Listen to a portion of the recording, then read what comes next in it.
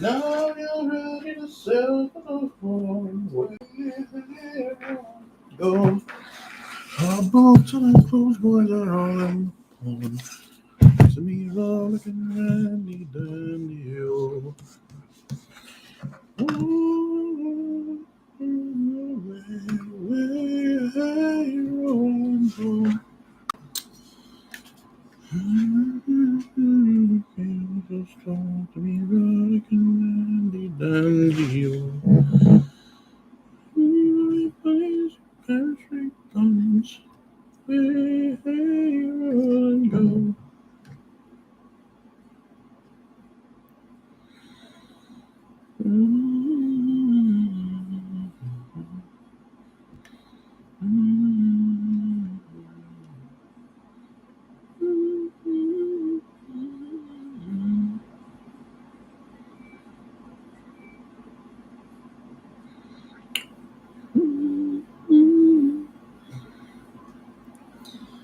Hoorba.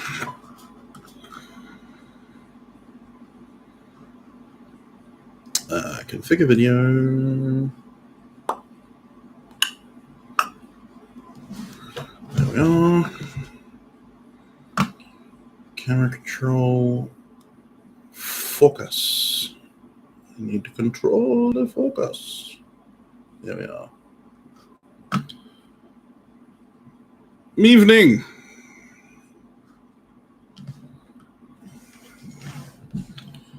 Where you go?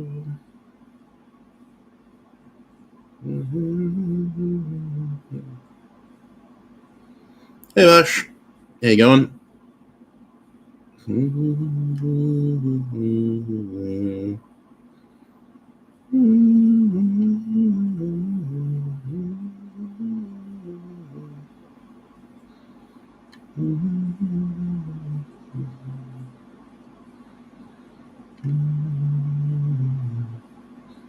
Just responding to a message.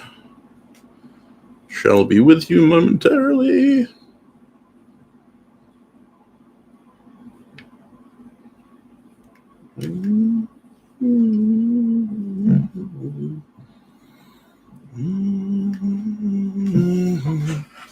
Hey, Black Swan, how you going?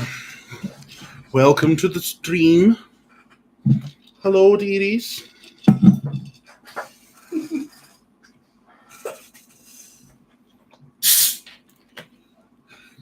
Whoosh.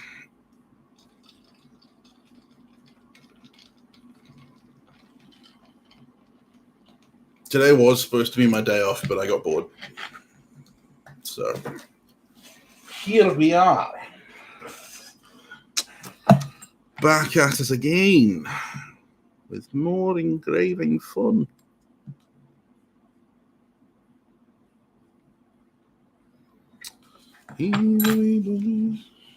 Scrap Mascus, fun.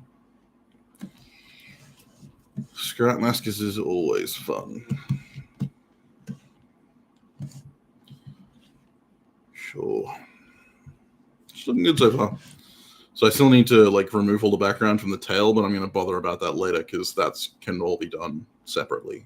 It doesn't have to be done as part of the main engraving, and plus that whole side's going to get worked on for the cave, the cavern.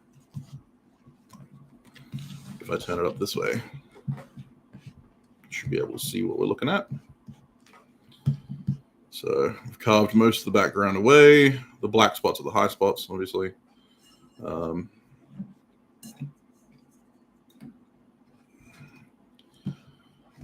we have the dragon's head, one of its horns, and the other horn is going to be kind of half hidden because the head's to the side. We've got the brow ridge there, and then the other eye is going to be here. Still need to cut that corner off and make it all round and smooth.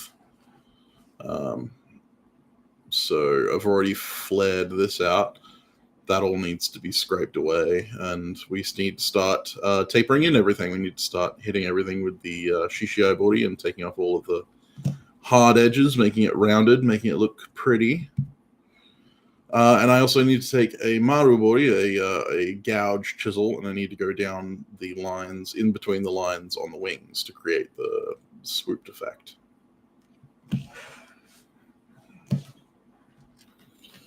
So, lots to do.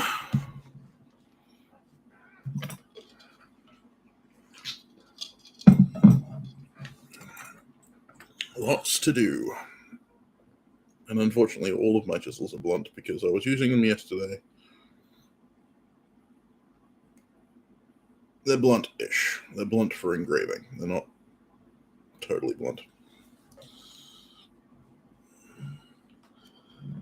I had to draw out forklift time to 1/2 inch by 1.5 inch. Why did you have to do that? And good God, I hope you used a machine of some kind.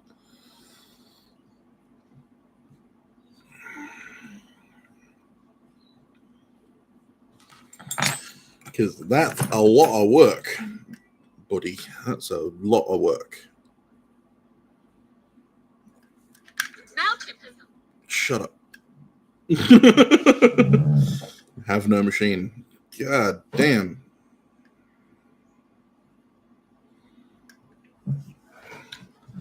Wayne, you are an absolute loon. I mean that in the best way possible, but you are an absolute loon. All right. By order of the Peaky Blinders.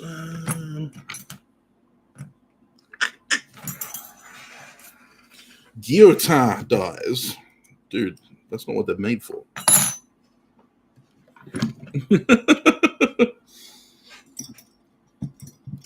You should know this, Wayne. My poor boy. Why would you do that to yourself? I'm using the right side of the hammer. I thought I was using the back of the hammer there for a minute.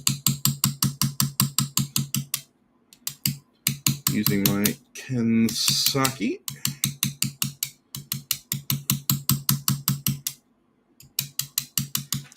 Just deepen the corner there. I don't quite want them undercut, but I do want a good line, like a really strong line between the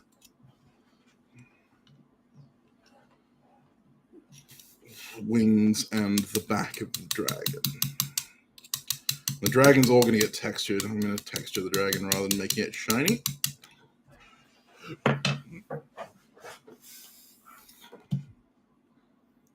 I don't know what I'm going to do for the background yet. Not thinking about it. That's what I'm doing. I'm not thinking about it.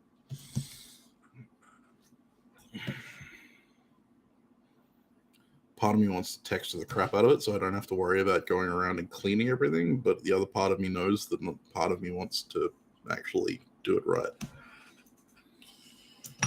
Dang it. Me wanting to do everything correctly. How dare I? Okay. I'm going to just cut this ridge off because it's annoying me. And I need to make this all one plane, or like all look like one plane, because it's all the dragon's face. So yeah, what I'm doing right now, I'm gonna try and focus this in a little bit better. What's going on with the exposure? Let's drop the exposure down a little bit. How's that? And let's zoom. Zoom. Oh, is that as far as it zooms? Really? That's lame. Okay, well, that's as far as it zooms, apparently. Anyway, yeah, so I just removed. So you've got this ridge here that's running from this corner. The corner of the hammer runs through, and it ran through the face of the dragon. And I want the dragon's face to all be like, look like it's all part of one plane. So I have to take that corner off. I also have to take that corner off on here. And I also have to take that corner off on this side as well before I do any of the curving of the cuts for the wings, the wangs. Oh, hey. Fancy seeing you here.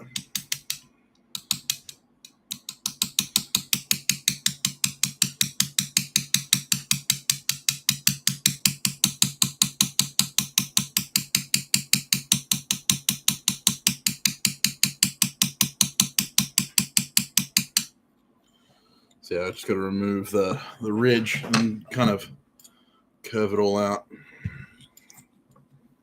Tappy, tappy, tap. That's right.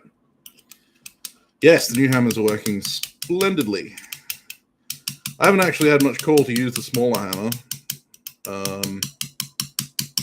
but I'm glad I have it because I remember making note that I needed one earlier on in the piece before I moved.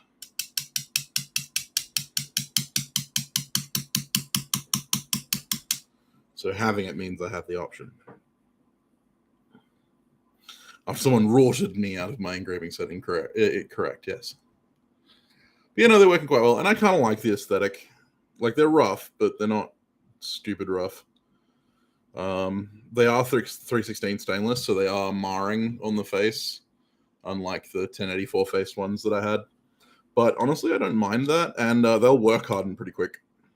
And you can tell that I've used the back of the hammer a couple of times because there are like dings and anyway.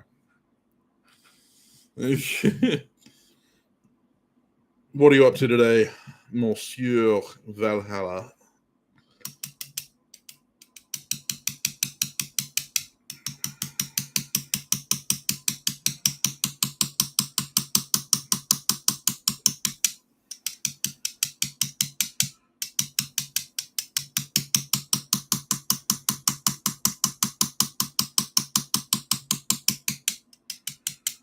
Taking those big heavy cuts here. Hope I'm not overcutting. There's a risk. Big chisel, big cuts.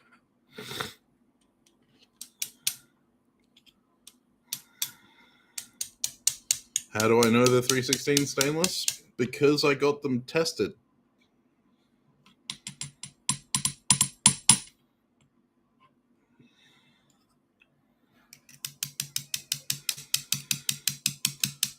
Unlike some plebeians, I have access to material testing services.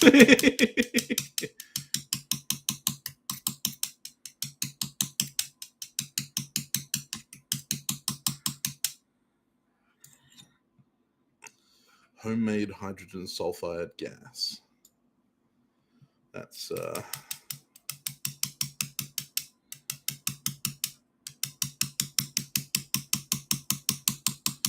that sounds like fun.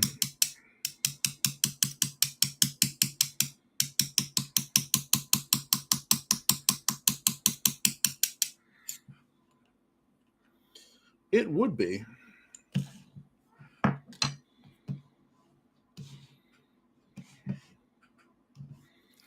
Rather, I imagine. I swear this thing is not cutting properly.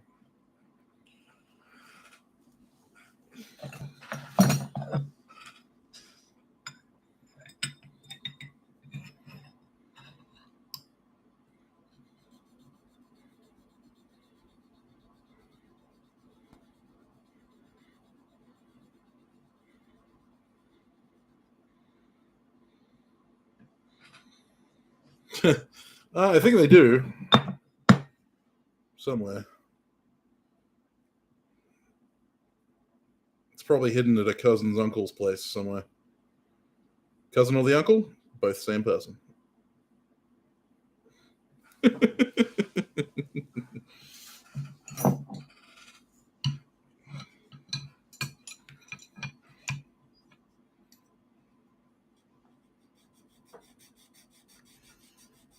Well, I'll have to disagree with you there, Black Swan. The sky is most definitely green.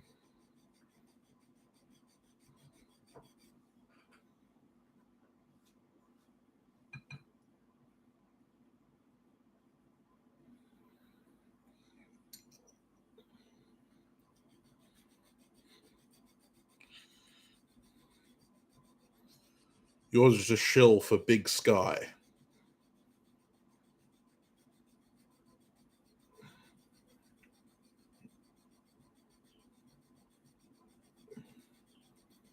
You don't want people to know the truth.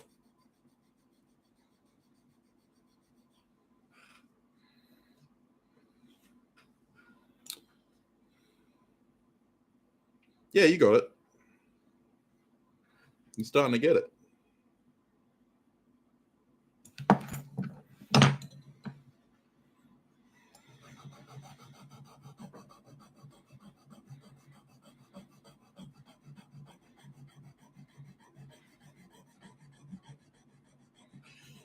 This is Australia, where up is down and down is up.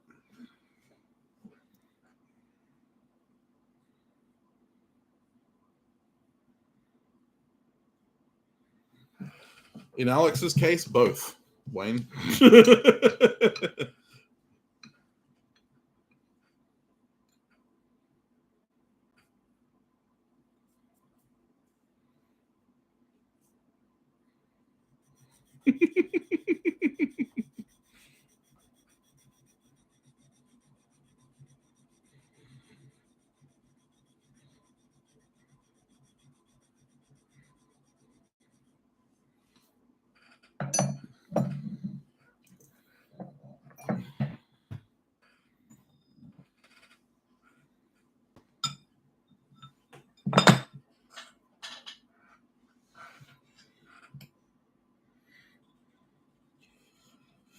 Bane of every hand engraver's fucking existence. It's sharpening, sharpening, sharpening, sharpening.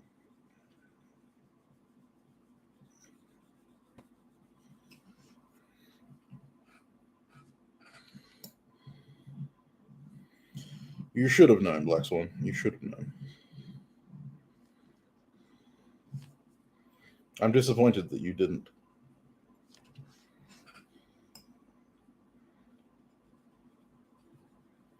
You have failed me for the last time again.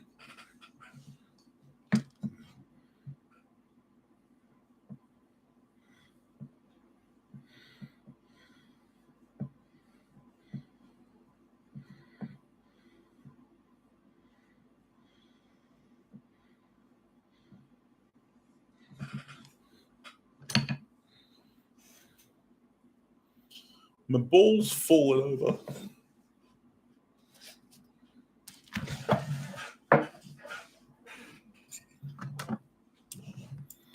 It's all right.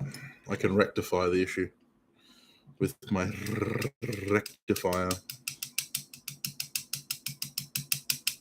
Just cut the material, Sam. Thank you. Was that so damn hard?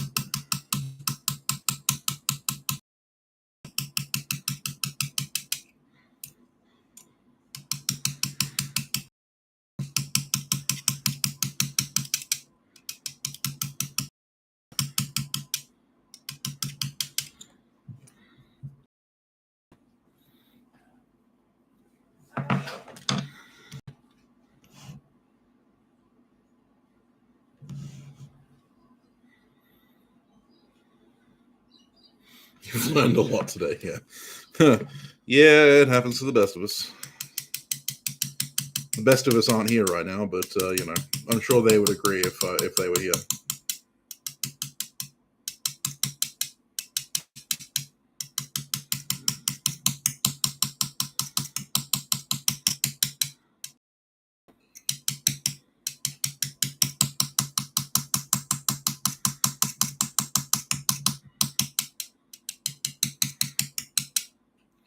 So Kyle Roy doesn't make mistakes.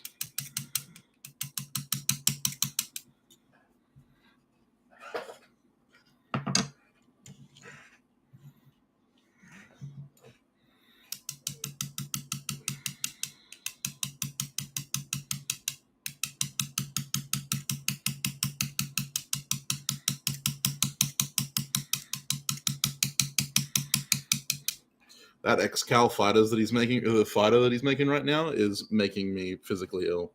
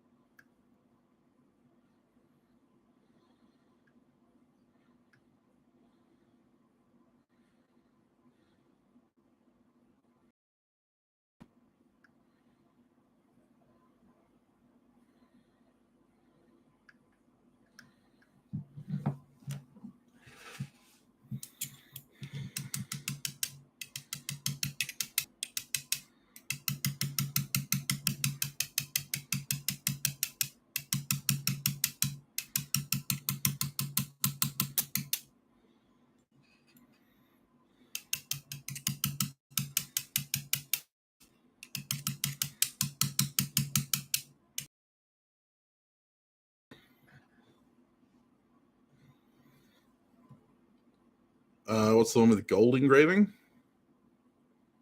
Gold engraving? I have gold? Someone should have told me. Oh, you mean, Xcal, yes. The one with the gold inlay in the carbon fiber handle, and soon to have gold inlay in the fittings as well. Yeah. That would be Xcal. Man is an absolute friggin' Looney Tune.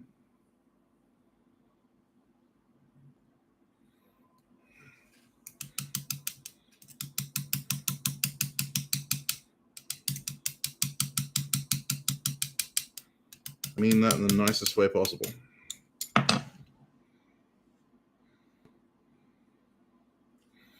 Need to remove more of this.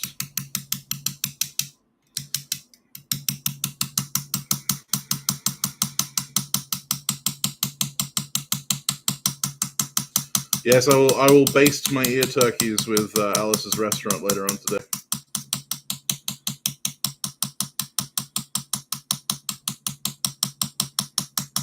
Take a nice big chip here. Wasn't looking. It went down my shirt.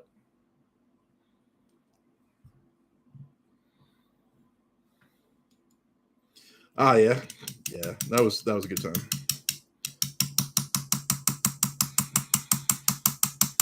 I still have the billet. Don't ask me what I'm going to do with it, because I don't fucking know.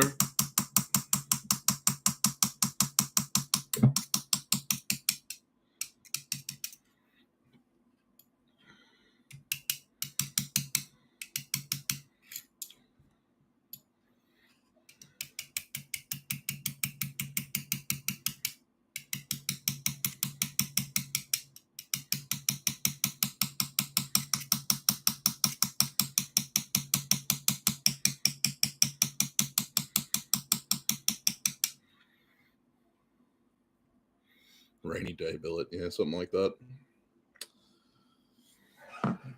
The greatest sharpness.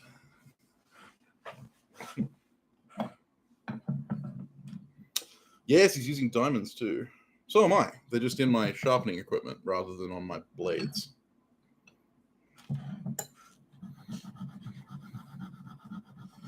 I cheated at the sharpening competition. Well, I didn't cheat. I just gamed the system because everyone else failed to realize what the tricks were.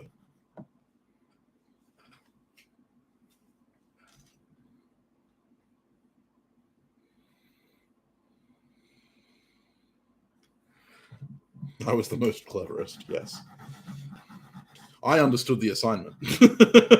That was the winning thing for me, was that I understood the assignment.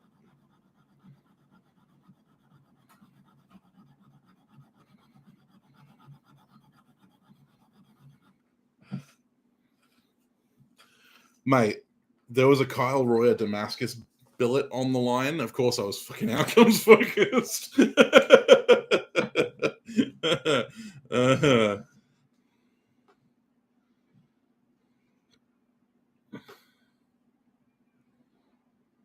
know, the worst part of that competition was that we did the first round, and I didn't realize that like we were having multiple rounds. Like I thought that was going to be that was going to be the one competition.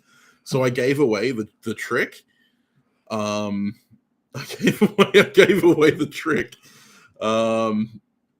at the like after I'd done that first round, and so I was like, oh shit, people are still competing. Oh god, oh no.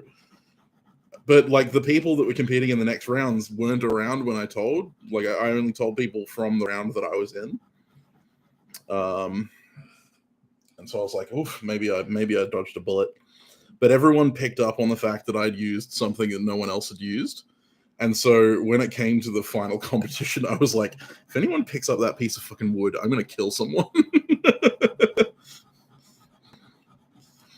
What I found really funny was the fact that Kyle was actually the one that chose the weird jar full of Satanite a weird like water bottle full of Satanite as one of the tools, and he thought it was because like he chose it because he thought it was like the most useless thing that he could find, and that turned out to be my secret weapon. So I thought it was kind of ironic that Kyle gave me the secret weapon to winning the billet from him.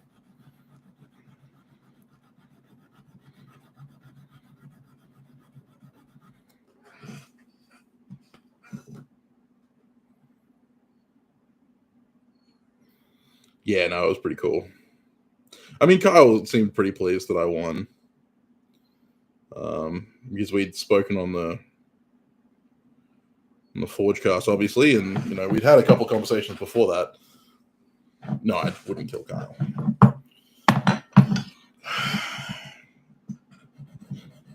I wouldn't kill Kyle for a Kyle Damascus billet. Although that would mean that I would have the last Damascus billet ever made by Kyle. No, I'm just kidding. Just kidding.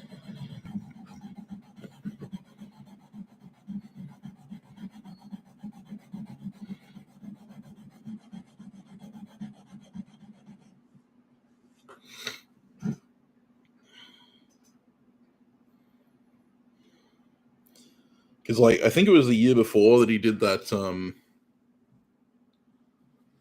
Yeah, of course.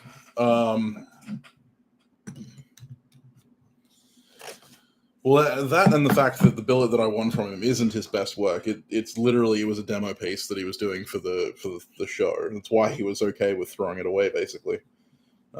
He also had the other half of the billet, like he's got the other half of it at his place, which he mentioned to Alex because he was supposed to be doing something with it when he got back from Symposium, but it ended up going in a bin somewhere and waiting to be used. So it still hasn't been used. So whenever Kyle gives me crap about not using the billet that I won, I ask him what he's done with the other half. He's like, shh. We don't talk about Bruno. That's what he calls the billet. No, I'm just joking, making a reference. Shush.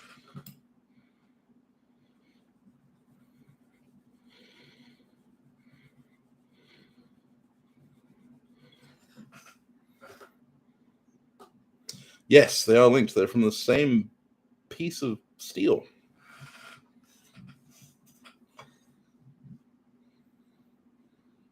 And I am a Patrick Forrest's fan. Of course I am.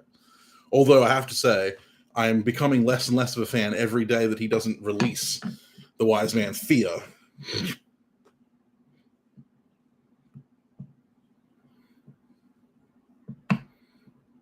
Where's my third book, Rothfuss? So yes, technically, yes, they are.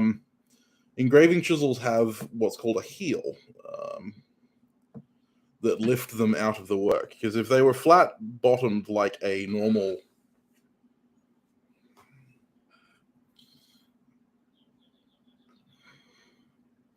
Yes, I've been waiting for years now. It's fucking killing me.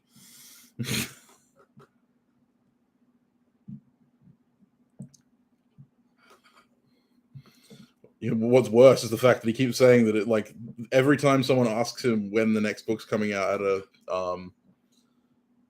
an event, he's going to delay the release. Can you make Damascus for 2 times mild steel? Technically, yes, if you know that they're 2 different grades of mild steel. Technically, any 2 steels will etch slightly differently to one another. And you'll always have the weld boundaries. That's how cable Damascus works.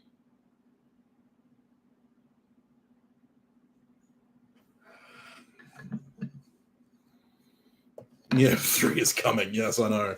Oh, God, I hate it. I hate when I was introduced to it, even though it's like the most amazing series ever, but, whatever.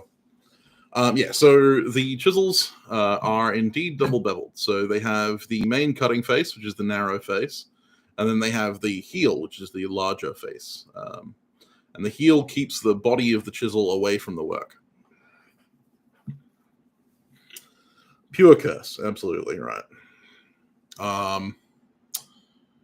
So yeah. This is a very large example. It's easier to show on this than it is on, you know, like this. Same geometry, like literally the same geometry, because these are both Shishiabori, but, you know.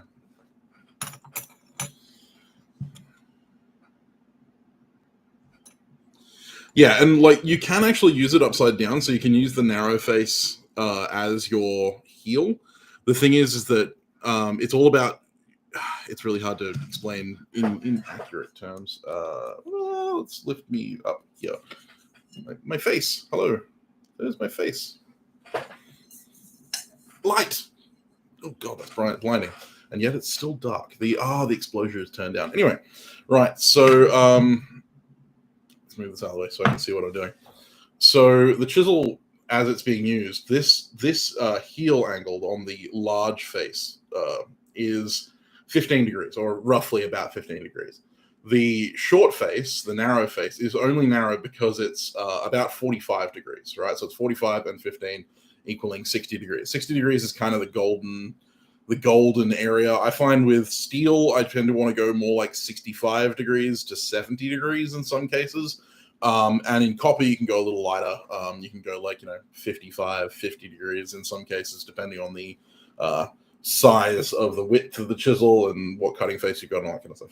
It's all very complicated, but roughly 60 degrees is what you're looking for. And doesn't have to be perfectly accurate, but you can use it in both orientations. You can use it in the 15-degree orientation, or you can use it in the 45-degree orientation. Now you can see that the 45-degree orientation brings the chisel quite a bit out of the cut, which is really good if you're trying to get in around, like if there's a lump and you're trying to cut around inside that lump.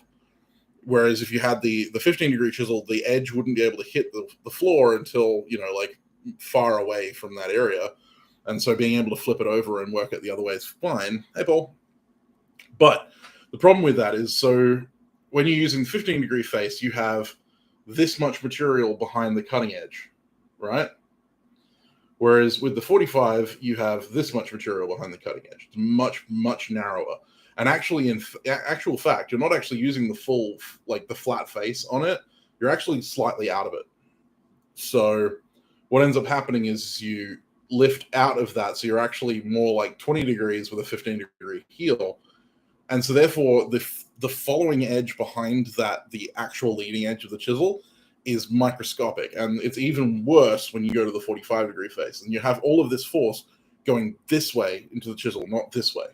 And so the less like material you have behind the edge, the more damage you're going to see to your edge. And that's how I end up damaging my chisels, is when I turn them upside down and start using them like that for when I'm doing deep gouging and stuff like that inside areas. And that normally ruins the chisel, and I have to resharpen it pretty badly. But yeah, so you can use them in both orientations. This is the orientation that you normally use them in because you can cut the material rather than kind of smashing into it, and you only normally flip it over like this as you're trying to get inside circles. Hopefully that helps.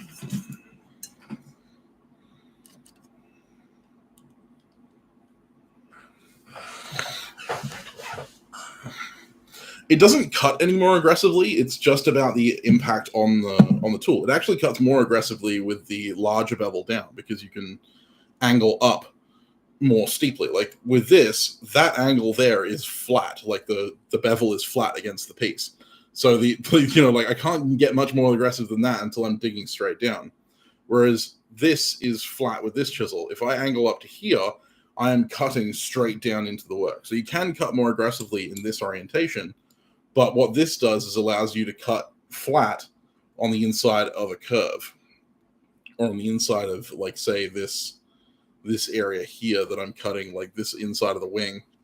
If not with this chisel, but I could cut inside that rather than this, where as I get to here, as I try and turn, the heel of the chisel is actually hitting that wingtip.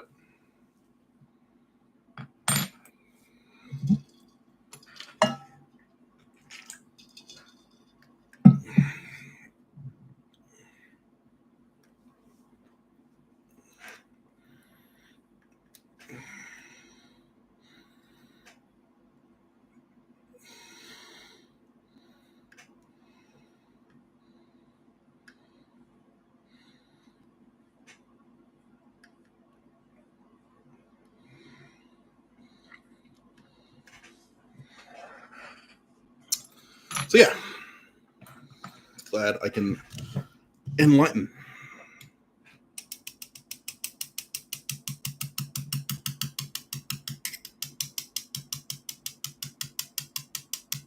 So at the moment I'm taking a very shallow cut, and I'm just trying to take the tops off some of this ridged stuff. As you can see, the cut looks really rough, like it looks like it's got lots of dips in it. Those dips are microscopic in height, but I am just trying to take the tops off them. Because then what I'll do after I've finished cutting with chisels is that I'll come in with a Kasage scraper, which, do I have one sitting in front of me, or are they all in the box? I think they're all in the box. What's in the box? What's in the box? Sorry to trigger anyone who suddenly had flashbacks of 7. What's in the box?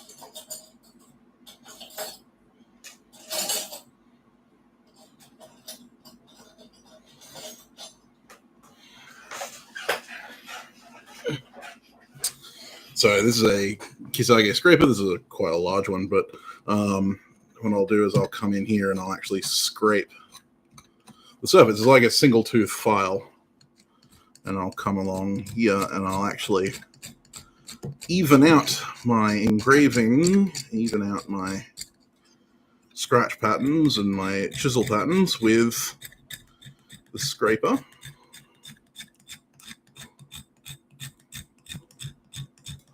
I'm actually doing this now so that I can see if there's any high spots that I need to worry about. And I basically just use it, I'm pivoting off the thumb. It doesn't take a lot of strength, because all I'm doing is pivoting off the thumb and move the thumb. Like, you can push with the thumb as well if you want to, but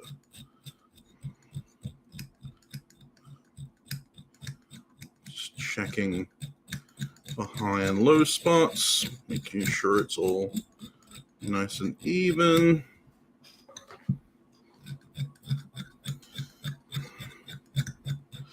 Now, the big thing is I'm looking for, like, this is supposed to be dragon-esque. It's not supposed to be like an absolute, like, picture, like, image of a dragon. This is a hammer, and I hope that this hammer is going to get used. And to that end, I want to make it inexpensive for an engraved hammer. Engraved hammers are not cheap. But I also want to make it so that you're not really worried about if the engraving itself gets rusty. Because as it rusts, the patina will help with the engraving itself. If you make the detail overly intricate, then basically you have to keep it as it was when you finished, when you took the tools off it. And as a tool maker, as a person who likes using the things I make and using pretty tools that have engraving on them and stuff like that, like this this gecko hammer, as this tool rusts, if it rusts, because this is covered in Renaissance wax, but as this tool rusts, this gecko is still going to show through, and all of the speckling and detail and all that kind of stuff is still going to be quite, bold. If this was a hyper-detailed gecko, it wouldn't really save a lot of that detail as it rusted. So I'm not too worried about it. So this is kind of what we're going for with the dragon. This, it is representative of, rather than a perfect example of. If I was doing this in copper or shibuichi or shakido, or some, like other non-ferrous metal that was designed to be put on something that was supposed to be artistic, then I would probably not put this much effort in. I'd probably put a lot more effort in, sorry. Make it a lot prettier. So in this case, the dragon is going to be representative.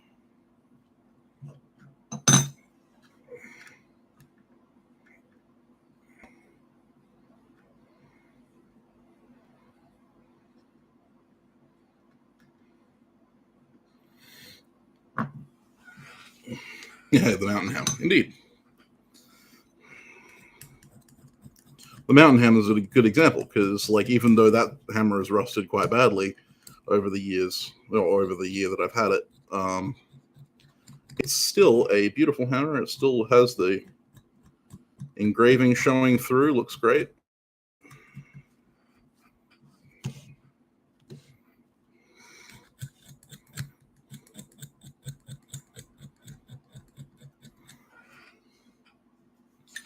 So yeah, this hammer will probably be about $950 once it's done. It is going to have some inlaid Nordic gold and sterling silver, and it's going to be about 60 hours of my time. So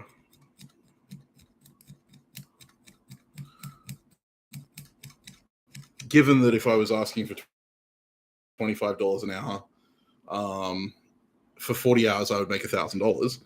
This is going to be a relatively cheap hammer.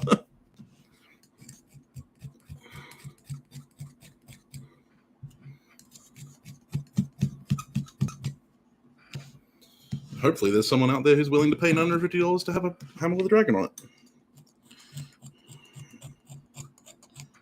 This is the only problem with making stuff that you want to make rather than making commission work, is that there's no guarantee that anyone's going to want to buy the things that you make.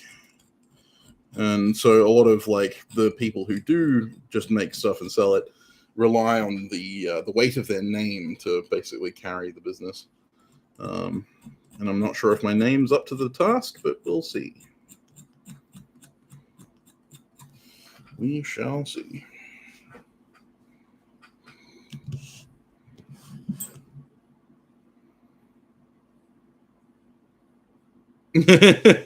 Yeah, well, I mean, this ain't no Pokemon. I mean, it could be a Pokemon. I suppose if you squinted at it sideways, you could probably call it a Charizard. It's Charizard hammer.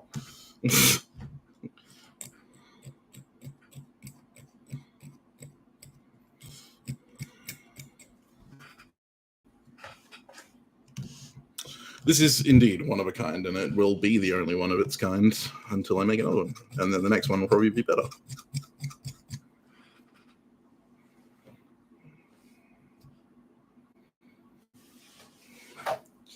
Less than 1K is probably more than reasonable. Realistically, I'm probably underselling it a lot. But, you know, we do what we have to do in order to make money. I mean, the engraved Hexhawk has been up on my Etsy store for $1,000 for a couple weeks now, over a month. And that's still going, still waiting for someone to buy it.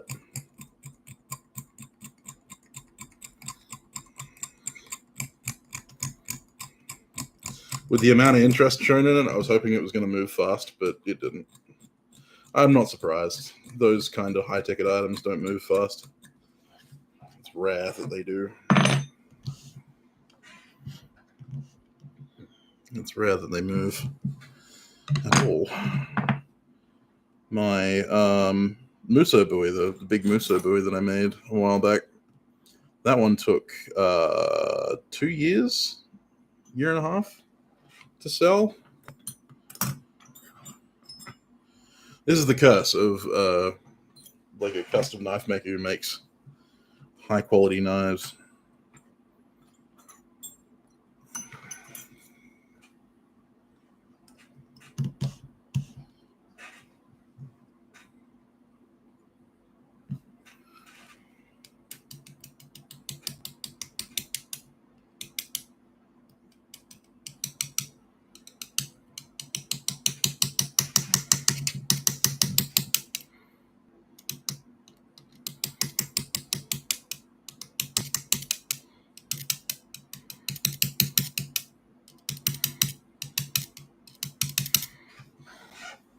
Yeah, no, I didn't get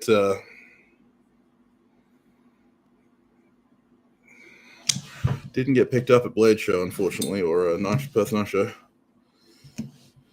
Oh, I wish it had. I was hoping it was gonna.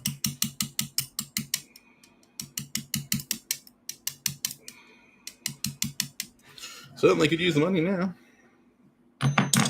Fair enough. Well, I just saw that that this hunter sold. This one just sold, and this one sold last night. But there are still two more. There is this black and white EDC and the my favorite, the brown canvas micarta EDC. These two still have to go.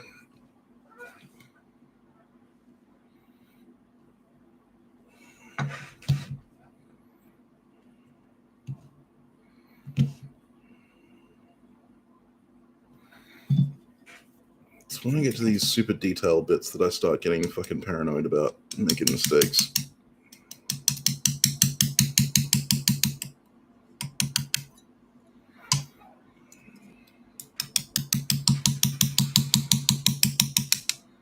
So worried I'm going to mess it up. Because the deeper you go, the lower you go in the engraving, the more likely a screw up is going to be irreversible.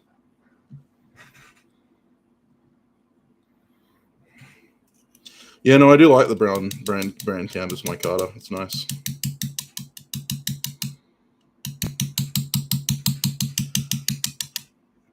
It's not like the knife isn't my favorite because of the handle material specifically. It's the overall proportions.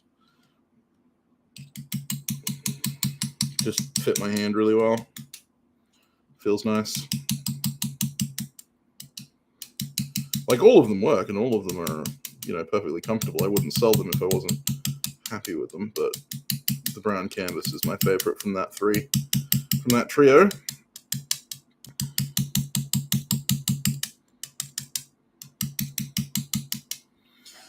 I may have to make another one or two of the. I may have to make another one or two of these. I really like this pattern. Like, I really like this style. So I may have to forge a couple more of these. This one's in Fiddleback Jarrah, but I may do a couple with like the brown canvas micarta in the handle. But yeah, no, I really like this design, and it's that perfect handle length for me. These have 360-degree stonewash, so stonewash on the belly, the top of the handle.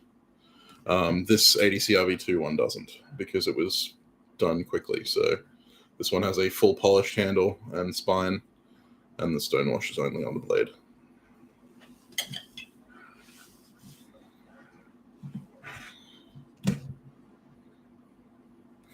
But yeah, I do really like this design, and it is very comfortable. This one, very comfortable.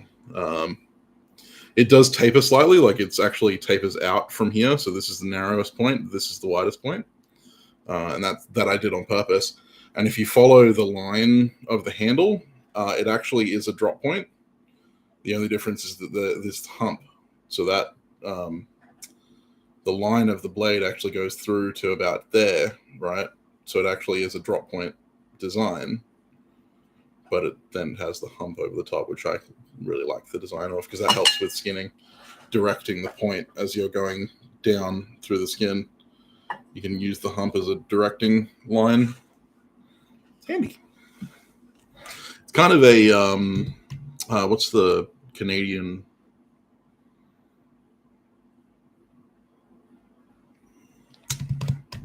What's the Canadian bloody Nessmuk? Yeah, it's basically a Nessmuk without the rounded tip. It's got just a swept tip. But yeah, so you can get a full grip on it. The smaller two of the EDCs are three finger knives. So they have only got handles for three of my fingers, at least. But the brown canvas has got a 4-finger handle. That would be my choice if I was going to carry one. Can't go past a good drop point.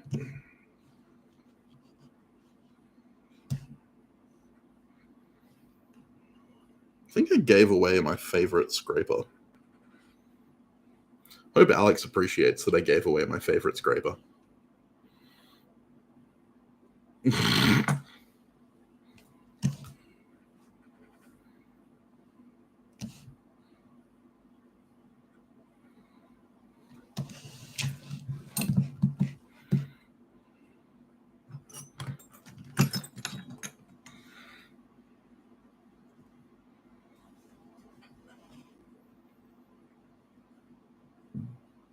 there a can of worms, a ceramic versus high carbon steel scraper?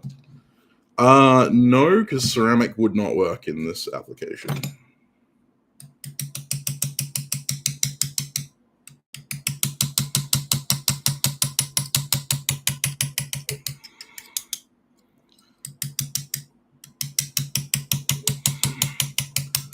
Like, it's not really like scrapers that you would find in industry for like making things flat. Because there's a lot of torque on them and they have to be thin and narrow.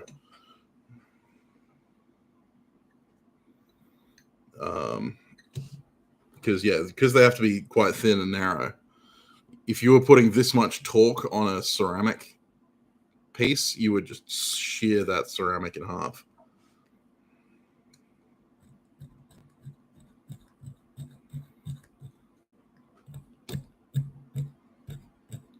I want to be able to dig with my scrapers.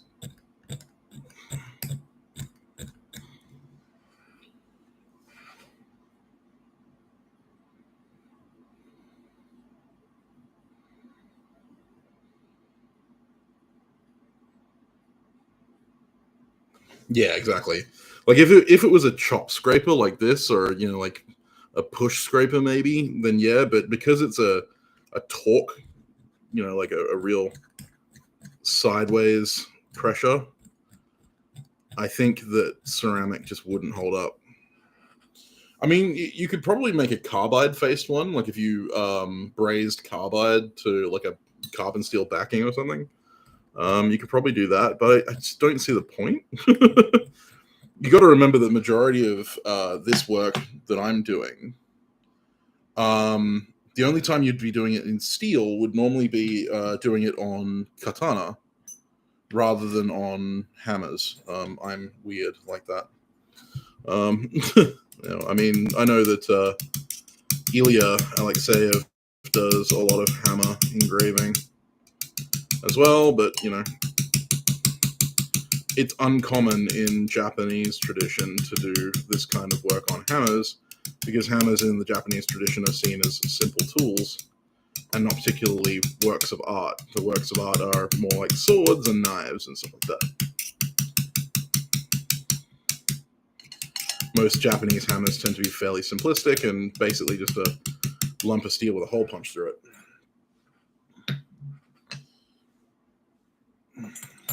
So they wouldn't bother to spend the time to engrave this kind of stuff on a hammer.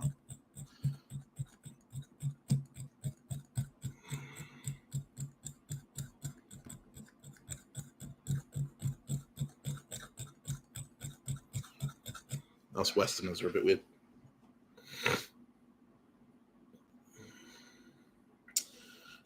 I can't say for certain because I haven't done a lot of research into it. The only thing I know is that it's fairly uncommon to see simple blacksmith tools with this kind of engraving in Japan. It could be a hubris thing. Yeah. Okay, Wayne, you take care of yourself, buddy. Be safe, all right? No, it's not a weird question at all. I mean, it's a perfectly normal question. But yeah, I wouldn't know because I haven't had the opportunity to speak to people in that culture. So I don't want to answer for that culture, if that makes any sense. Because, they have their own feelings on that one. And it would be culturally insensitive for me as a Westerner who's never even fucking been to Japan to answer that question. But yes, I have yet to see evidence of tools being made with this kind of stuff, and I can infer that they would at least find it wasteful.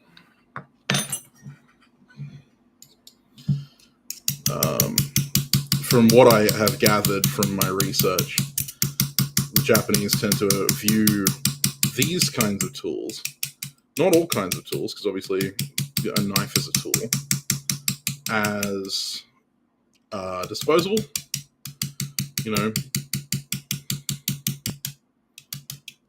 Meant to be ridden hard, put away wet, that kind of thing.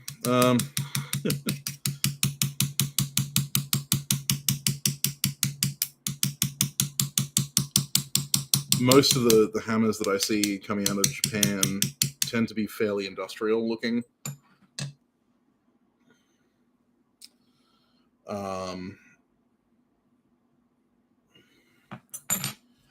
And they lack, any kind of real artistry. The majority of the Japanese style hammers that I see with engraving tend to come from Western makers.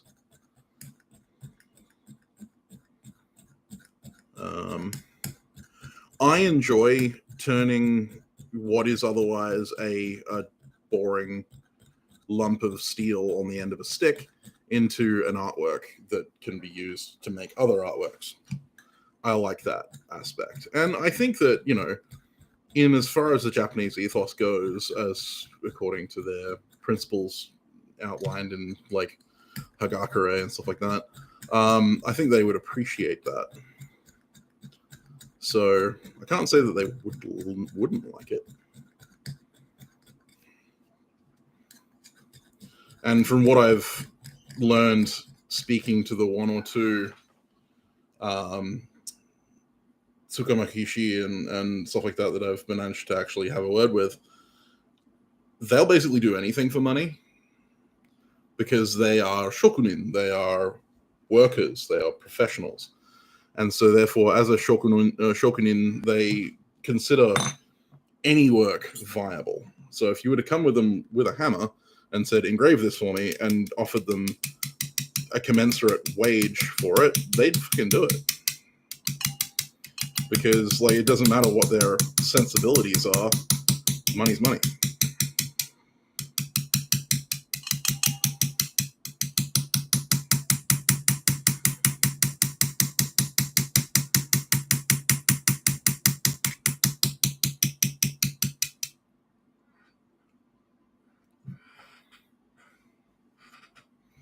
Well, I mean, it depends on where you get it from, but, yeah.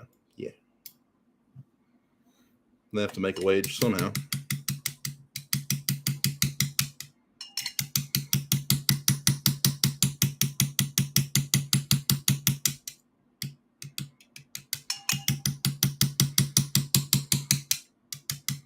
Ringing the bell a lot today.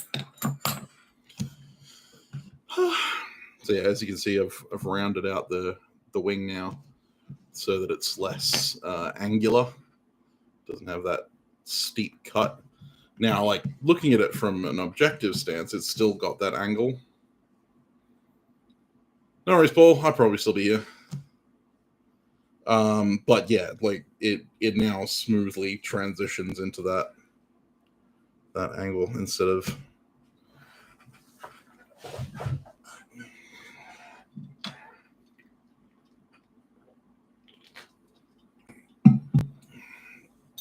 fair enough.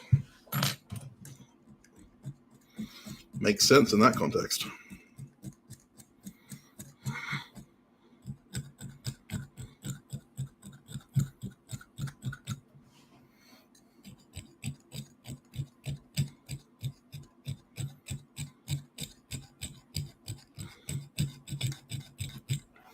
There's a really great video. Yeah, so I carved away the corner and then I scraped the carving to make it curved. So now it all looks like one plane. That's the key. There's a great video by a creator here on YouTube called Dave Bull, who is who does Japanese style block printing, right? So he does hand carved printing blocks made out of wood, magnolia, I believe. And he was talking about his one of his greatest inspirations. I can't remember the name of the sensei, but yeah, he told the story of the sensei, and he had an argument with him, where the sensei basically said, you're a hobbyist, I am a shokunin. And I believe the question that Dave had asked him was, do you ever get bored of doing the same thing over and over again? And for Japanese craftsmen, they don't put personal like personal honor above the work. You know, they are a shokunin, they are a craftsman. Their job is their craft.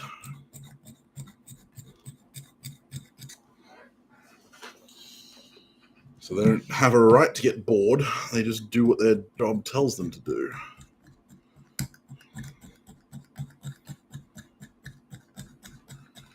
They've got no ego in it, which I like. I like it. I like that attitude, even though my ego is firmly cemented in my work.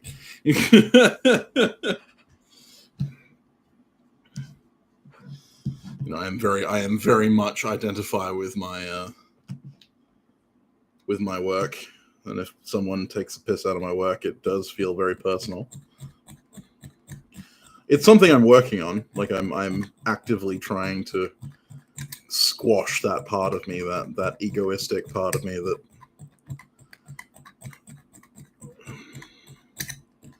Because all it does is drive me to despair, because I'm a perfectionist, like nothing I ever do is going to be good enough. And so therefore, having my ego tied up in it is just meaning that I'm constantly considering myself not good enough. I'm never allowed to be happy or proud of my work.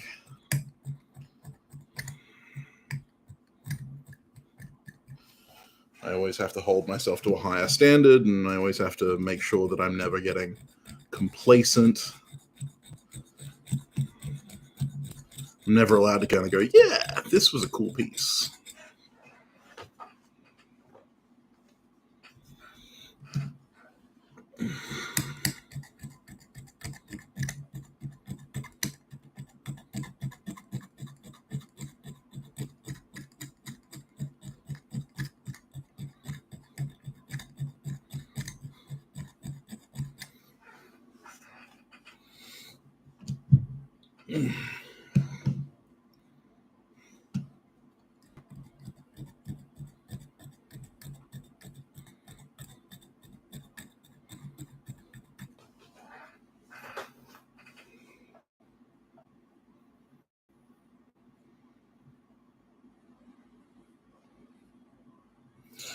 Well, yeah, I mean, there is that as well. Part of this whole journey has been trying to improve, and that improvement is assessed by one person. And that one person is a serious asshole. Never lets me get away with anything.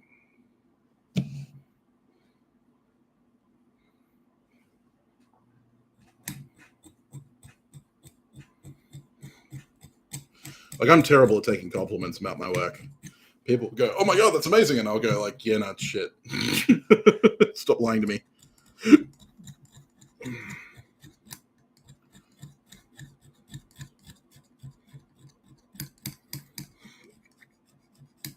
And it's only because my level of good is on a totally different level to someone else's. My expectations of myself are much higher than my expectations of other people. Oh, I've rubbed out all my lines. Well, that was dumb. That's okay. I can make new lines. I don't have to worry about that. Don't have to worry about it.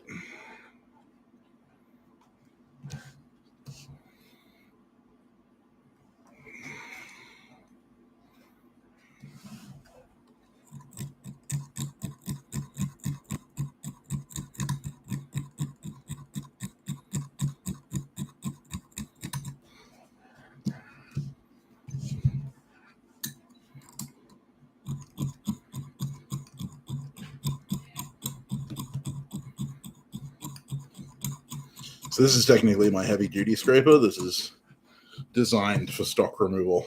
I have multiple scrapers of multiple different sizes to fill multiple different roles. Because this scraper will never get me a decently smooth finish because it's too bulky. It's too choppy. This one is designed to scrape away heavy graver marks. Yeah, there is kind of.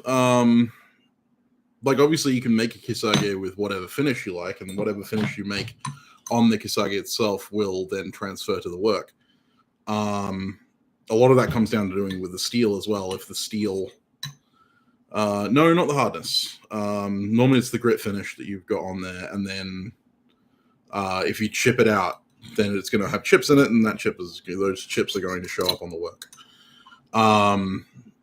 The real grit change, it's not so much a grit change as it is a bulkiness, right? Like the bigger and thicker and, kind of overall beefier the Kisage, the more dedicated to heavy stock removal it is. The smaller and lighter, like this is one of my smaller ones, the Kisage, these are designed for more detail-oriented tasks, like getting into thin corners and stuff like that. And you can get Kisage that are tiny.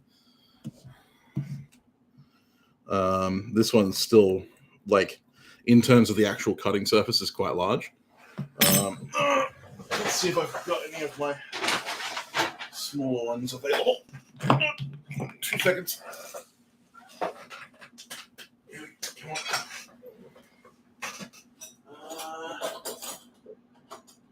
on. No, because I broke one. That's annoying.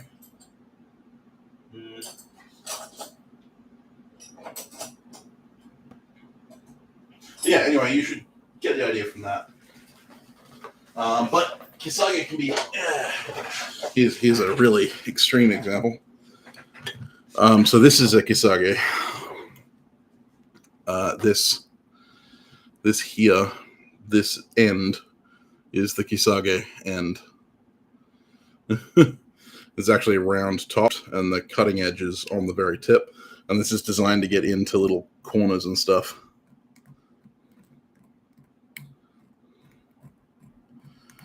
Get in there and dig out stuff. But yeah, they're all hard as hell.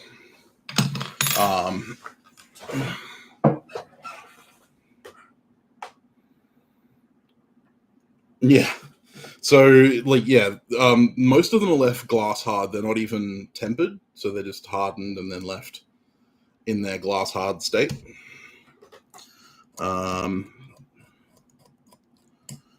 And it's not mild steel that they're pushing out of the way. They're scraping pieces of whatever steel that you're trying to work on. Like, you can engrave on pretty much any steel as long as it's annealed. This steel here is 1045. It's just annealed 1045, not hardened. You would never work this stuff on a hardened material because these gravers wouldn't cut it, because, hardened steel doesn't cut hardened steel. Most of the time when you see engravings like this, they're done on like wrought iron bodied hammers with hardened faces. Like I did that Viking cross peen with the lettering inlay. That was wrought iron with 1084 faces. This one is solid 1045.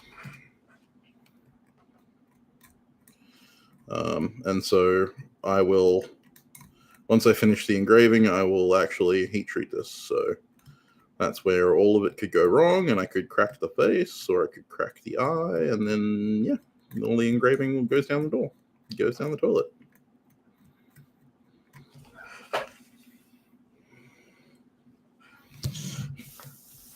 But we hope that doesn't happen.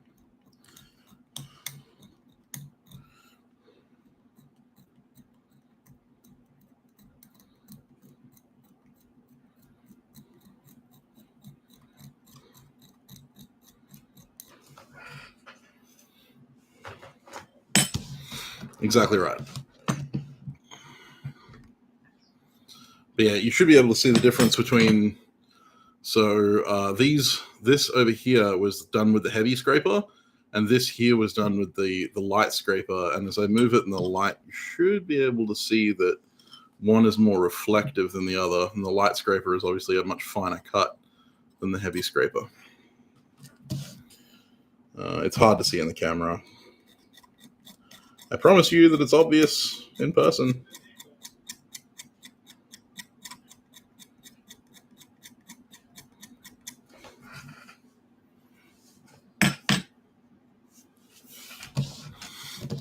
now I've gone over it all with the light scraper, and it's a lot smoother.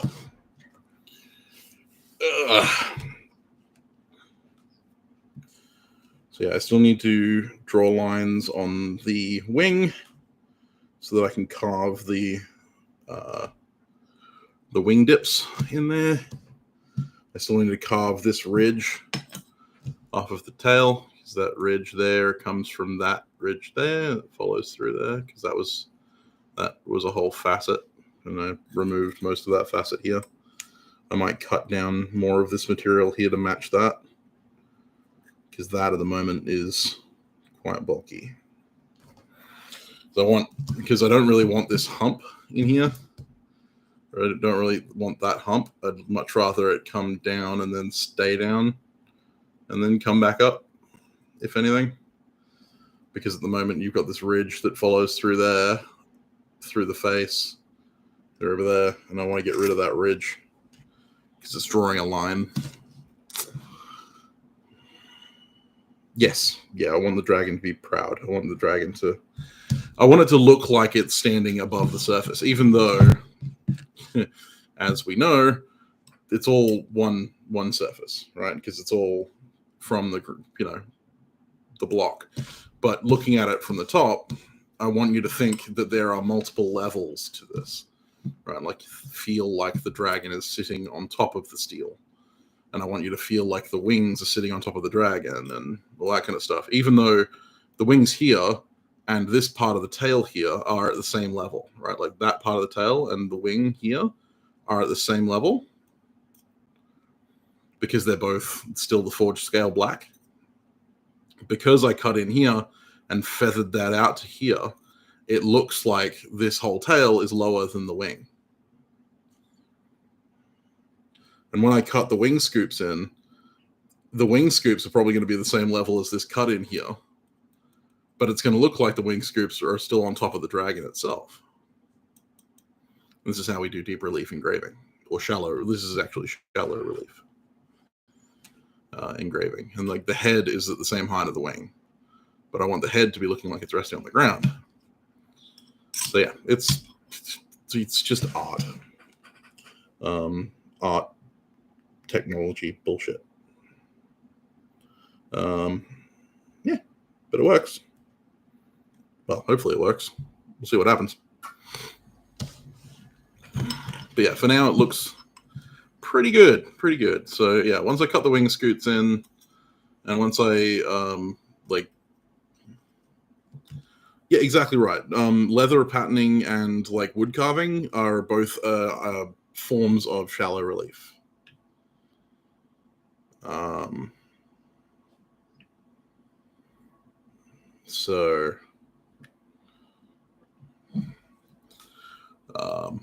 Yeah, same process.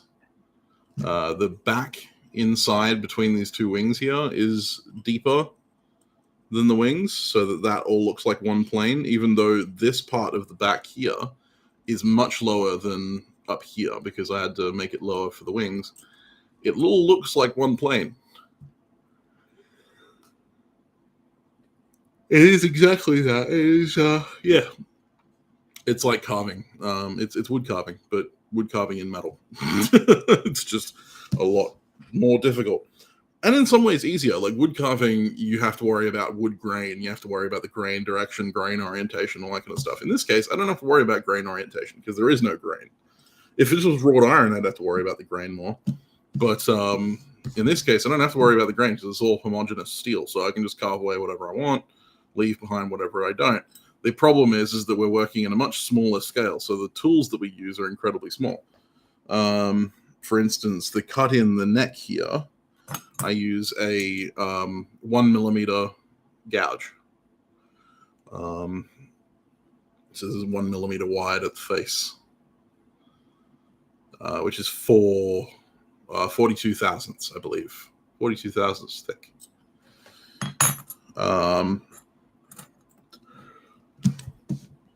And I spend a lot more time sharpening than woodworkers do because this stuff is really hard on your tools. Specifically this stuff because it's carbon steel rather than wrought iron. Wrought iron's a little easier on your tools than steel is. Steel of any kind. Thank you very much, Nodger. How are you doing this evening?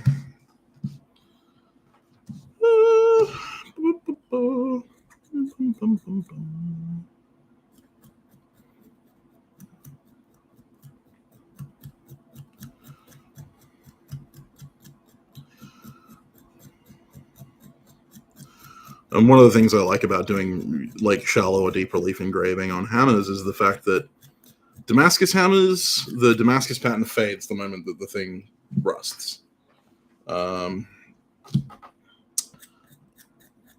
Etched hammers with like, electro etching and stuff, unless you make the electro etching really deep, that etching disappears the moment that it starts to rust. This, that ain't gonna never disappear. No matter how rusty this hammer gets, there's always going to be a dragon sitting on top. It's unavoidable. Start your night of gaming. What are you going to game? What are you playing? I desperately want to get Escape from Tarkov. I just don't have the money. It's very sad. And even if I had the money would have to go to other things. It's my life. I've been watching Let's Plays of Escape from Tarkov to, make up for it. And the fact that I can't play it. War Thunder. Oh, nice. I play War Thunder.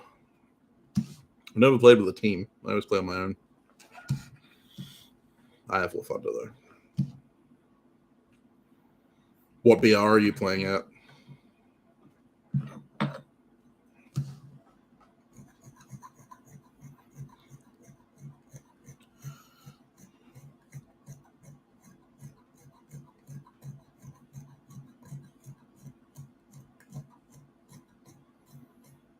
Oh, really? Fuck yeah. That's awesome. I'm fucking terrible. I have fun.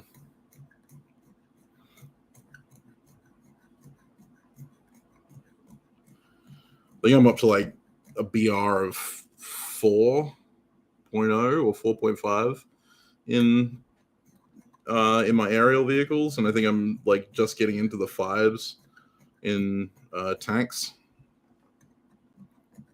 I've been doing a lot of Tank Thunder lately. Don't know why, because I end up going ground arcade assault. I like playing against RDA up to 10. Oh, nice. I don't even have access to the level 10 stuff.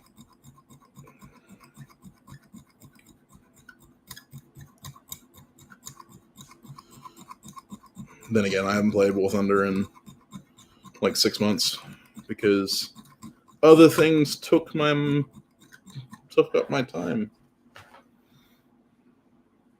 Golf Squadron, nice. I always wanted to find a group to play with War Thunder with, but yeah, never got around to it. I don't game that much anymore. And that's why I can't justify paying for Tarkov either, because, like as much as I want to play Tarkov, when do I have the time? If I've got time to play games, I got time to be working on stuff.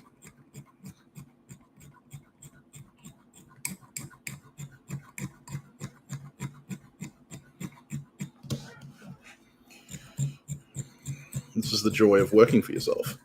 It's that you're always feeling guilty when you're doing something that isn't working.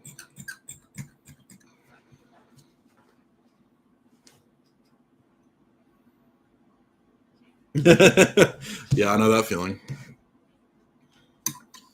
I poured a little bit of cash into my War Thunder account in the early days just to get past the like 1.1.0 and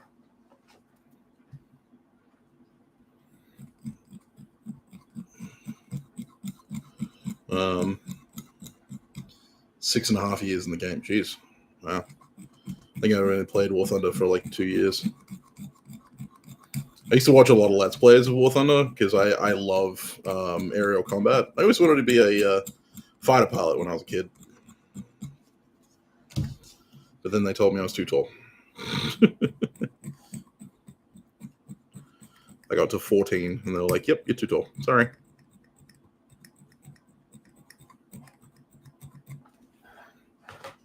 Plus, my favorite plane of all time The Mark 1 Spitfire.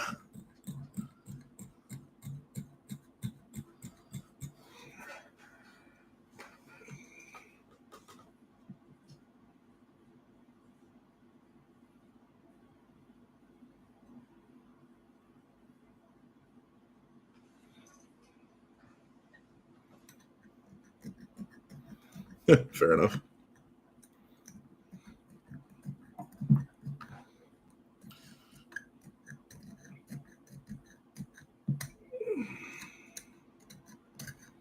What is V0V? I have no idea.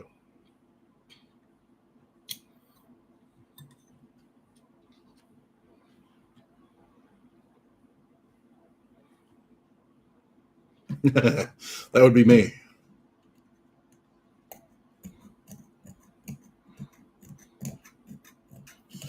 Even though I love the Mark 1 Spitfire, I'm a fucking terrible dogfighter.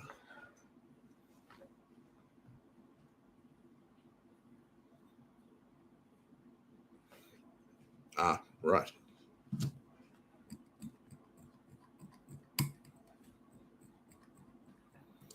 So why? So how old are you?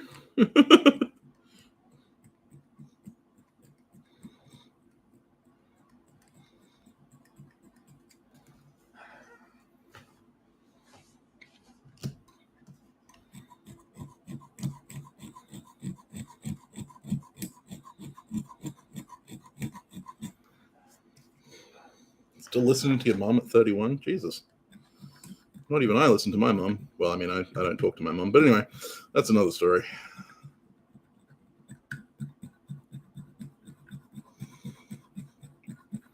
I'm 31 on Monday, funnily enough.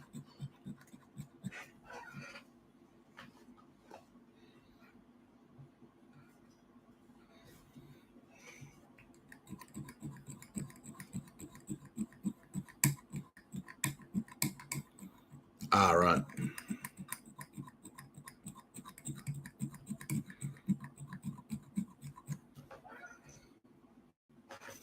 Well, happy birthday for a couple weeks ago.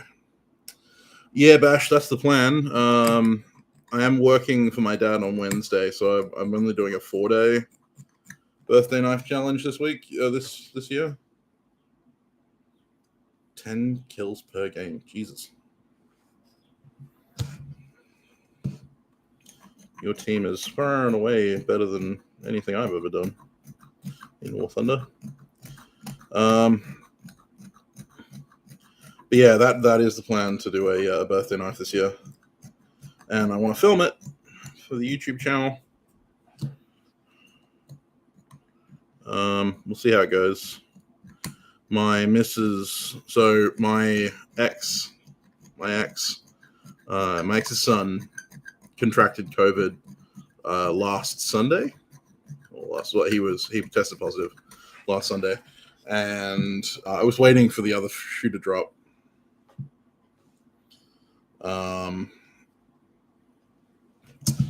My ex got diagnosed with it, or tested positive for it on yesterday. So I am slightly concerned about going to the shop, even though we shouldn't have any interaction. But I want to get it done. I want to get back to the shop. So I'm going to risk it. I'm going to take it. I'm going to risk it for the biscuit. Give the bad guys. Yeah. You're just isolating in Perth? Fair enough. There's a lot of them doing it at the moment. COVID cases have gone rampant here. I think everyone's given up on, trying to do the right thing anymore. Everyone's become very fatalistic ever since we found out that the borders were going to be opening, and we just couldn't be fucked anymore. A great can. Oh, that sucks. Hope a great grand pulls through.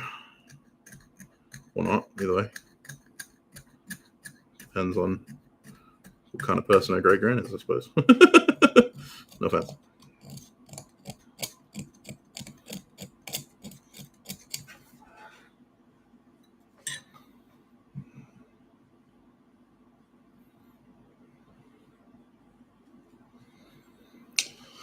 Yes, I'll wear my PPE.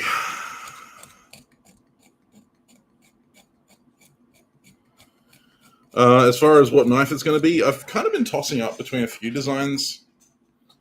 Okay, I hope she's okay too then. I've been tossing up between a bunch of designs because, like, part of me wants to make something that I'm going to carry. Part of me just wants to make something to test my skills.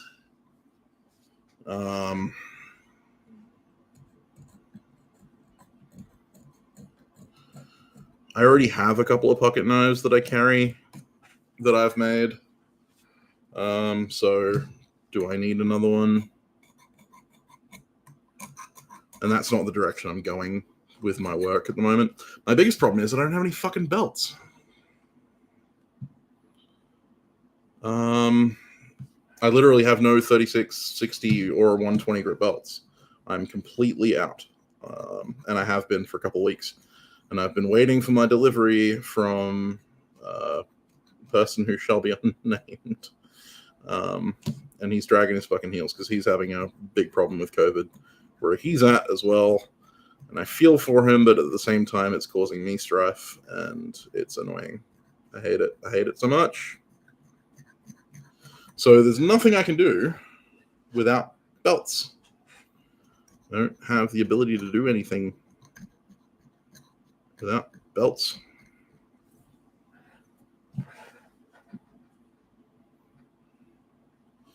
Problem is, Notrick, is even if I ordered them from an East Coast supplier today, they wouldn't get here until the end of next week, and next week is when I'm supposed to be making this knife. And I don't have any money. Like, I literally don't have any money. I'm currently fucking broke. I've sold a bunch of knives on Etsy, but Etsy's holding on to my fucking purchases. Etsy's holding on to the money for some reason. So my money, the money that I do have is currently in fucking limbo. So yeah, even if I wanted to, I couldn't. But even if I had the money, it wouldn't make a difference because the delay would kill it. All right, Black Swan. See you later, mate. And the problem is that Gamaco WA is currently moving from their current location, so they're not answering their messages, and it's all fucked. It's all just fucked. I'm not in a good place when it comes to that kind of stuff. It makes me irrationally annoyed. All good, mate. See you next time. So the moment I'm trying to think about it, but at the same time, I want to make this fucking progress on this birthday knife, and I can't do anything if I don't have fucking belts. I think I might put a post out on the local page just asking if anyone's got any spare. I hate doing that, though. I really hate asking other people for stuff.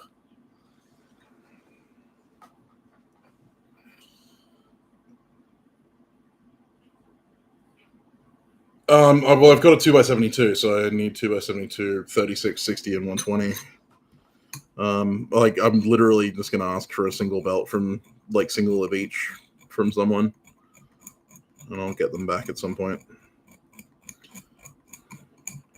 Problem is, I have an entire box of them. This was supposed to be coming from fucking South Australia, but irritation.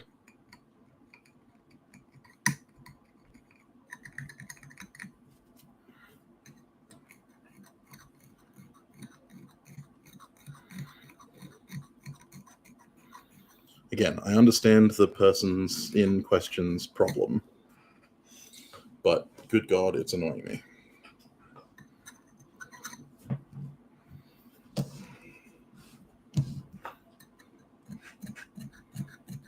It's not their fault, even though part of me believes it is.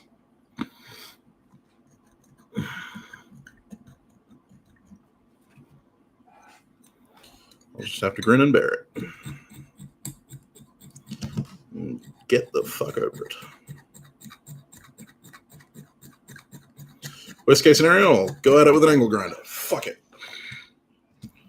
do it live.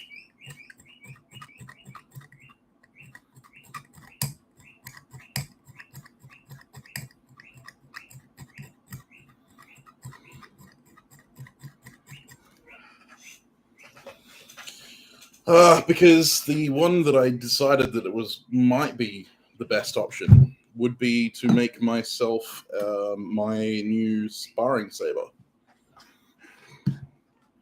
Because I teach cutlass and saber at my HEMA group. And I want to get into making more swords. And I was like, let's make a sword. Because I'm going to make a sparring saber for myself at some point. I've already made 2 sparring sabers for the club. So why not make myself a fancy one? And try and go all out and see what I can do. And then I'll have myself a representative model of my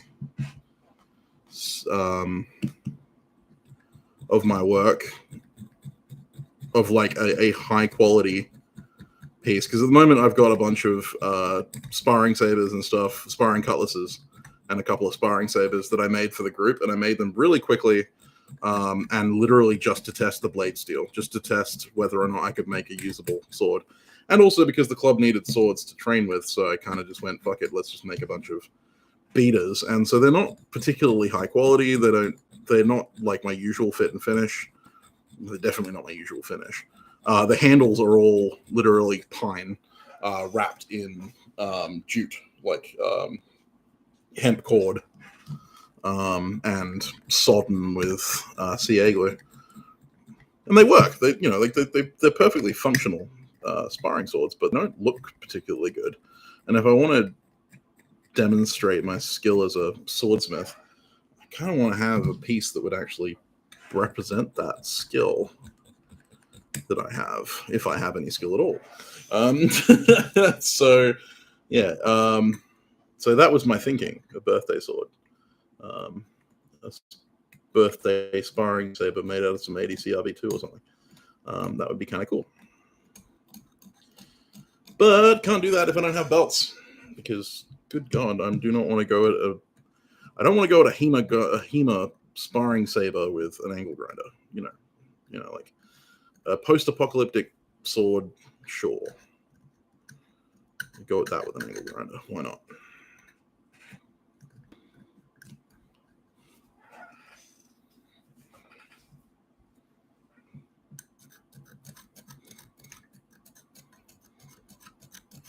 I'm not saying you can't make a decent swivel vise. This is a ball vise, a Engraver's ball vise, and I bought mine from eBay for $180 Australian.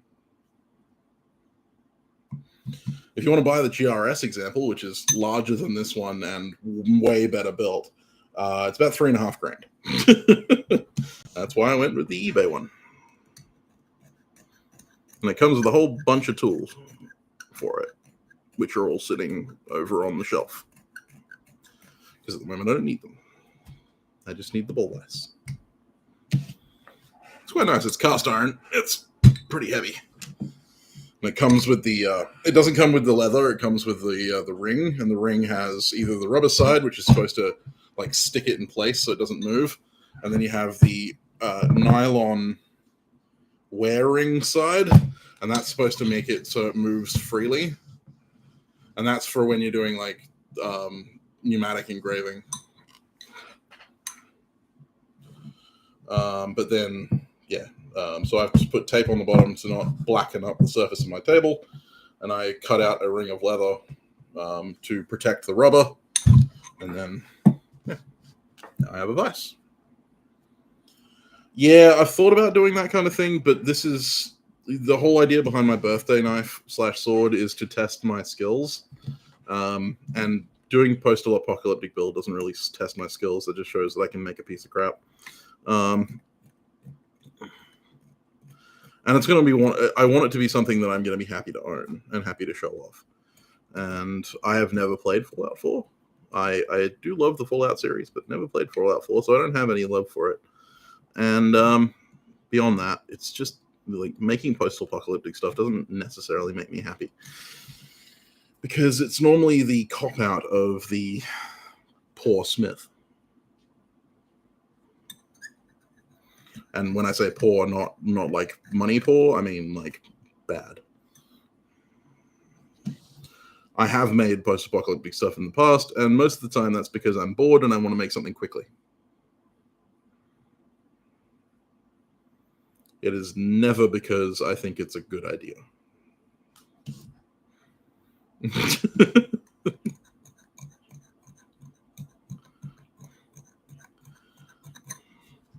Like the post-apocalyptic Mesa that I made, the Mesa that I ended up selling, that was made in the 4-hour knife making challenge.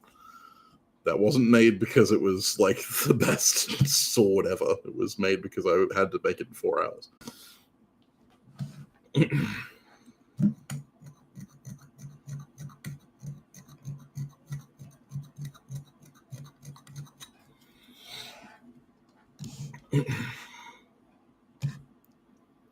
A lot of the time when I see people advertising post-apocalyptic, they tend to do so because it's a cop-out for not trying to make a decent piece.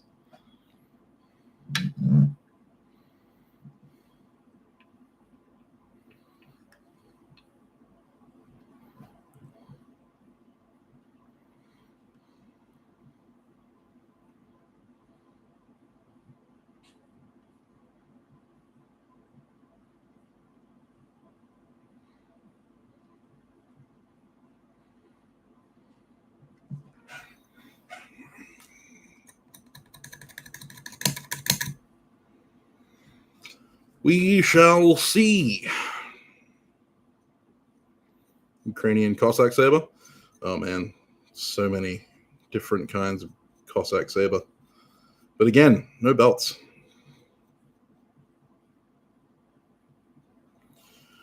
And the Ukrainians don't actually have a specific type of Cossack saber, because the Cossacks actually used to steal their sabers. They didn't really make a lot of their own. And when they did, they copied other designs. So a lot of them were like Polish-Hungarian style sabers. Some were like the Shaska from Russia. A lot of them were like the Ottoman Kilich. All very cool. But again, like, I'm not sure that I'd be able to create something that I'd be proud of with an angle grinder.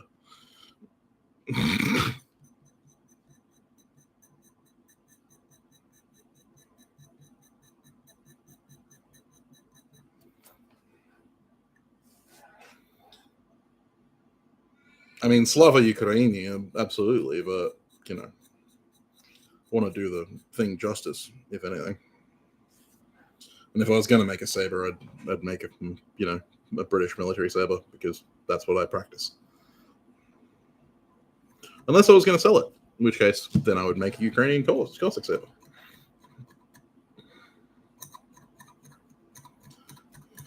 But the whole idea of my birthday knife is that I don't sell it. Hey, David. Yes, they do, Notrick. Yes, they friggin' do.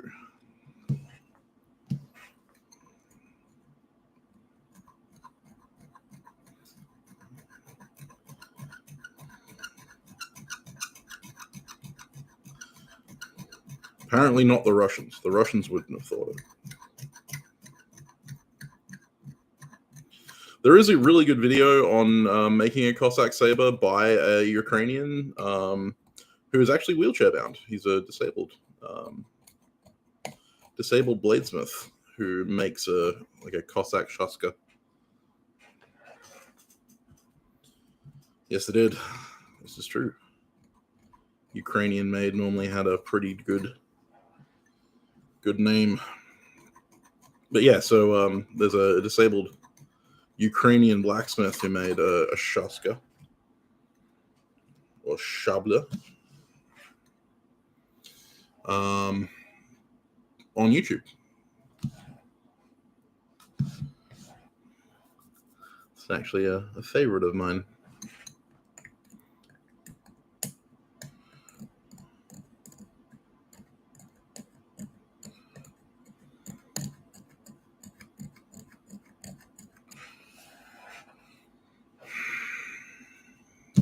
But again, I'm not making something to sell. I'm making something to keep.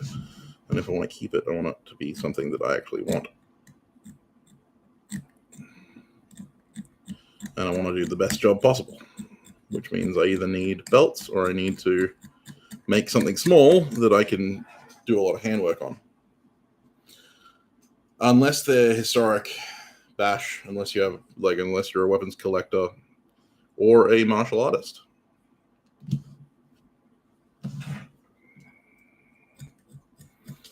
Matt from Scholar Gladiatoria has done a bunch of videos on it.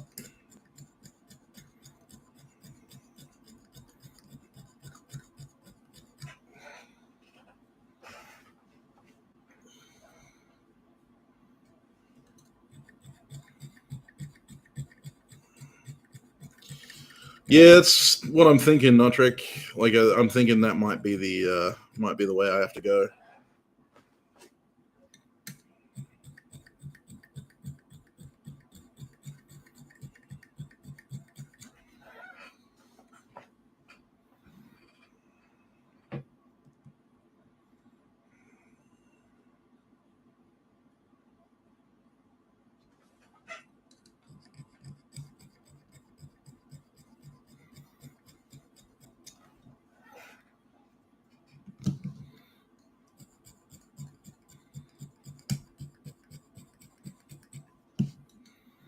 So currently I'm just scraping on the background, evening my lines out, getting an idea for the rough scope of the overall engraving. Because, like, at the moment, the engraving's all pretty much ready for final shaping. This or the birthday knife. But yeah, so we'll see.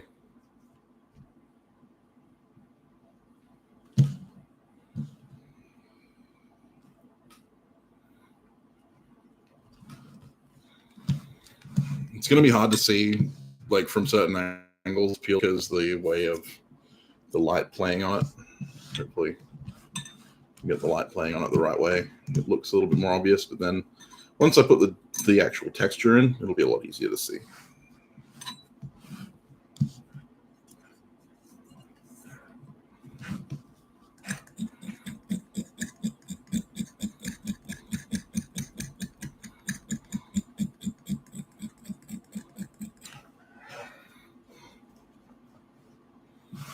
Yeah, that's the head there.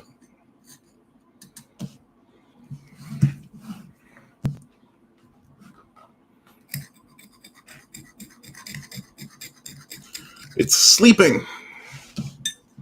So it's all tucked in on itself.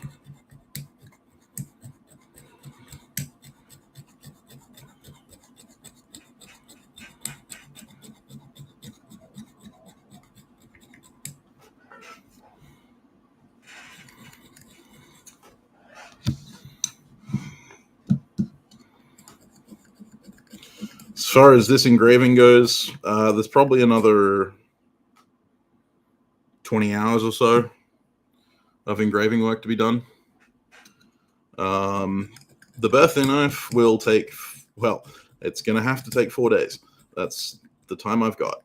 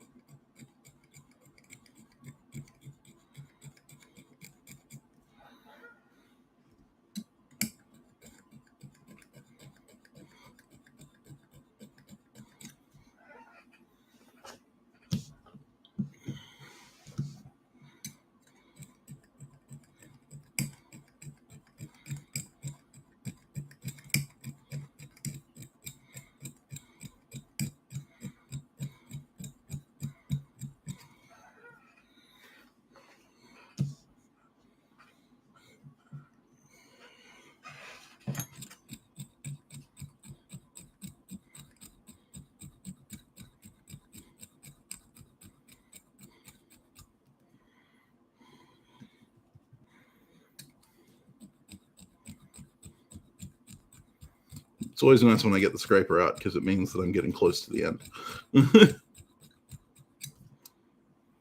Means that I'm starting to feather things in and make things pretty.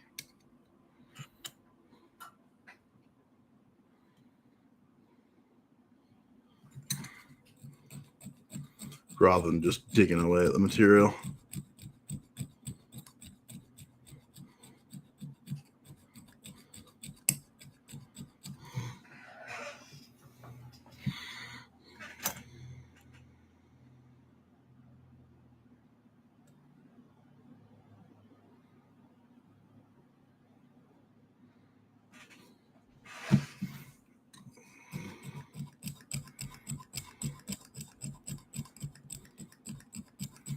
Well, I was supposed to be having a visitor this afternoon, but they cancelled, so. What I might do is jump off for a little while, go organize myself some dinner, because it's dinner time, and then I will return.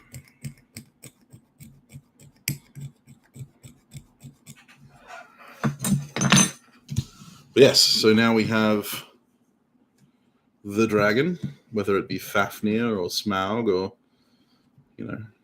whatever it is, whatever name the owner chooses, sleeping dormantly. So yeah, now I've got around to about here in the scraping. So the scraping's gone from here around to there. Just got to scrape in here. I've got to chisel away this material, and then we can start chiseling on the body. I still need to scrape inside here, and I still need to chisel away a lot around the head and the horns. But yeah, so thank you very much for joining me.